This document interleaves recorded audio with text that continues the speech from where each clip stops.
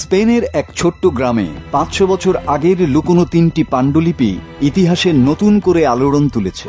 মালাগা প্রদেশের করতা নামের মফস্বল শহরে পুরনো বাড়ির ভাঙা দেয়ালের ভেতর থেকে মিলেছে এই অমূল্য গ্রন্থগুলো, যার মধ্যে রয়েছে একটি প্রাচীন হাতে লেখা কোরআন। এই ইতিহাসের কেন্দ্রীয় চরিত্র প্রখ্যাত মুসলিম স্কলার মোহাম্মদ আল ইয়াইয়ার। তিনি ছিলেন একাধারে একজন কবি, গণিতবিদ এবং জ্যোতির্বিজ্ঞানী। স্পেনের মুসলিম সভ্যতার পতনের সময় তাকে দেয়া হয়েছিল কঠিন শর্ত, হয় খ্রিস্টান ধর্ম গ্রহণ অথবা মাতৃভূমি ত্যাগ।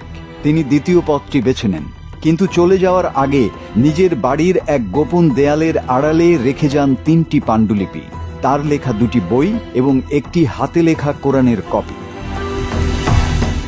5 শতাব্দী পরে 2003 সালের 28 জুন বাড়ির সংস্কারের সময় এক নির্মাণ শ্রমিকের হাত ধরে আবার আলোর মুখ দেখে এই গ্রন্থগুলো। এই কোরআনটিকে এখন সংরক্ষণ করা হয়েছে মালাগা বিশ্ববিদ্যালয়ে। কোরআনটি বাছুর ও ভেড়ার চামড়ার পার্চমেন্টে লেখা। সোলেমানি লিপি, লাল সবুজ ক্যালিগ্রাফি এবং অলঙ্করণে সাজানো পাণ্ডুলিপিটি শিল্প ও ধর্মের মিলিত প্রতীক হয়ে দাঁড়িয়েছে। বাকি 2টি পাণ্ডুলিপিতে ছিল আল ইয়াইয়ারের বিচারকার্য, কবিতা, রমজানের সূর্যোদয় সূর্যাস্তের হিসাব এবং তার ব্যক্তিগত মতামত।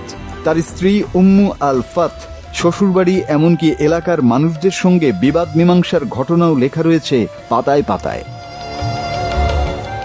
এই ঐতিহাসিক আবিষ্কারের পর তৈরি করা হয়েছে এর ডিজিটাল সংস্করণ। এখন সবার জন্য উন্মুক্ত এই পাণ্ডুলিপির অনুলিপি কর্তারের প্রদর্শনী কেন্দ্রে দেখা যাচ্ছে। ইতিহাস হয়তো ভুলে গিয়েছিল আল ইয়াইয়ারকে, কিন্তু তার রেখে যাওয়া পাণ্ডুলিপি প্রমাণ করছে জ্ঞান, বিশ্বাস আর সভ্যতার আলো কখনো মুছে যায় না।